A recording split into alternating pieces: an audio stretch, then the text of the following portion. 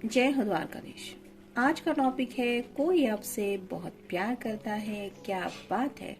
तो क्या है उस पर्सन के जज्बात, करंट फीलिंग्स जानने की कोशिश करेंगे आज की रीडिंग से। टैरो में से हम 5 कार्ड लेंगे और लव मैसेजेस में से 6 मैसेजेस। तो शुरुआत करते हैं शफल करके।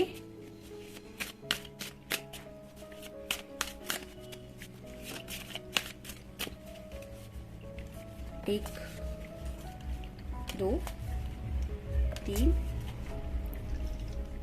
4 और ये 5। पहले देखते हैं टैरो हमें क्या बताता है, उसके बाद देखेंगे लव मैसेजेस।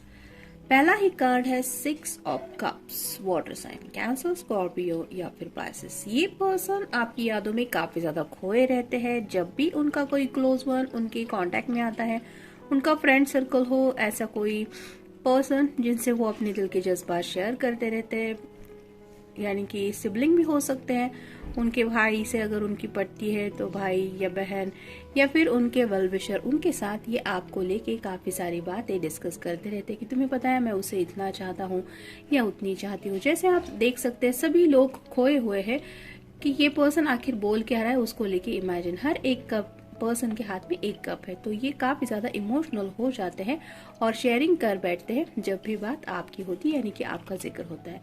फिर है द हैंगमैन।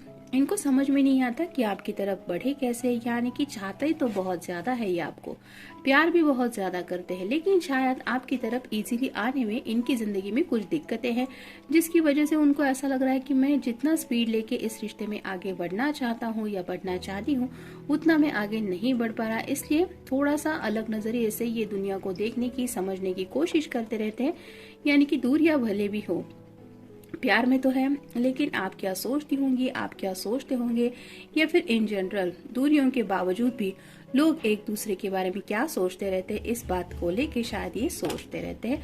जहाँ पे आप समझ सकते हैं कि इनका थोड़ा सा अलग नजरिया है दुनिया को देखने का, समझने का, और शायद अपनी बात को भी आपके सामने रखने का।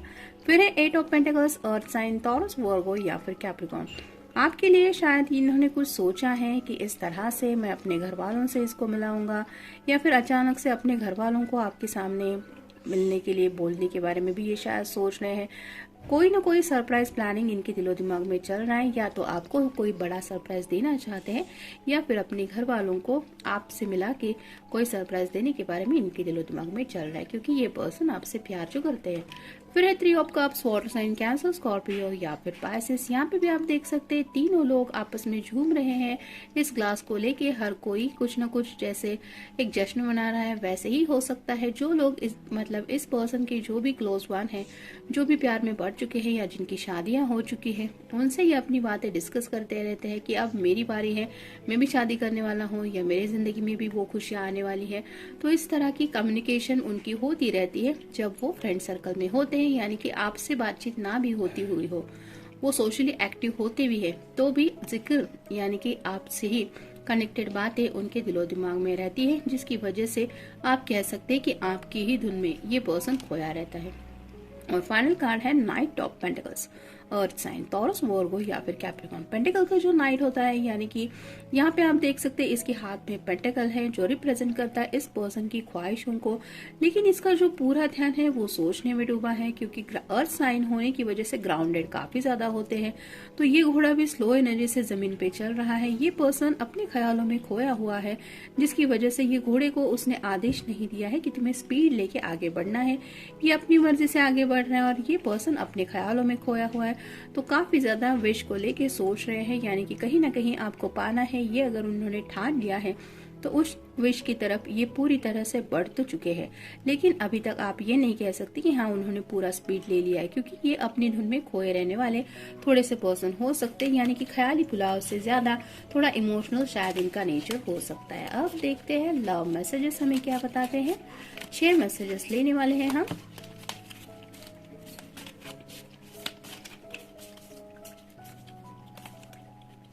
एक, 2, 3, 4, 5 और ये 6।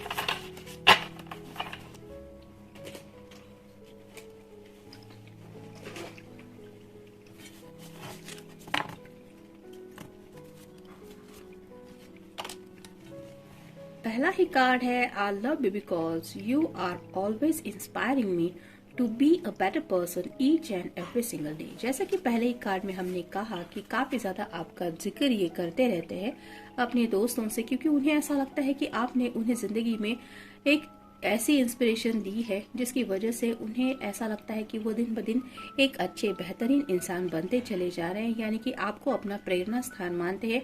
और हर एक दिन की जब भी शायद शुरुआत होती है उन्हें ये प्यारा सा एहसास बहुत ज्यादा प्यार फील करवाता है कि आप जैसा कोई प्यार करने वाला पर्सन इनकी जिंदगी में है जो इनके अच्छे के बारे में सोचता रहता है, और ये वजह है कि वो आपसे बहुत ज्यादा प्यार करते हैं।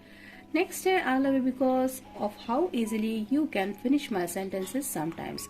तो कई बार ये जो बातें शुरू करते हैं उस बात का मतलब आप झट से समझ जाते हैं, क्योंकि इतनी अच्छी अंडरस्टैंडिंग शायद आप दोनों के बीच में है।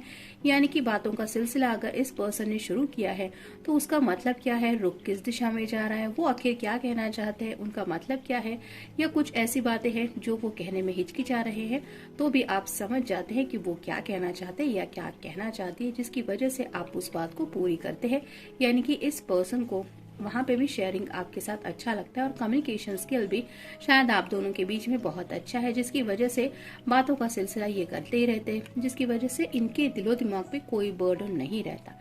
शेयरिंग भी है और केयरिंग भी है। नेक्स्ट है I love you because you are not afraid to be your true self around me. तो आप जैसे हैं आप वैसे ही अपने आप को इस पर्सन के सामने रिप्रेजेंट करते हैं, यानी कि भले ही आपको इस पर्सन की कोई बात अच्छी नहीं लगी तो भी छोटा मोटा गुस्सा हो या फिर कोई ऐसा नखरा वगैरह दिखाना हो तो भी आप उस एटीट्यूड के साथ ही इस पर्सन को फेस करते हैं। और इन्हें अच्छा लगता है कि आप फेक नहीं है, यानी कि दिखावे के लिए कुछ लोग जैसे प्रिटेंड करते हैं कि नहीं मैं तो बिल्कुल शांत हूँ या मैं तो बिल्कुल ही ऐसा हैप्पी गो लकी रहने वाला पर्सन हूँ, ऐसा नहीं है आपका फेक नेचर। आप जैसे रियलिटी में जीते हैं वैसे ही इस पर्सन के सामने खुद को रखते हैं, जिसकी वजह से आपका होना ये बहुत ज्यादा अप्रिशिएट करते हैं। नेक्स्ट है I love you because you have always put up with me and all the little things I do that would probably drive any other person completely crazy।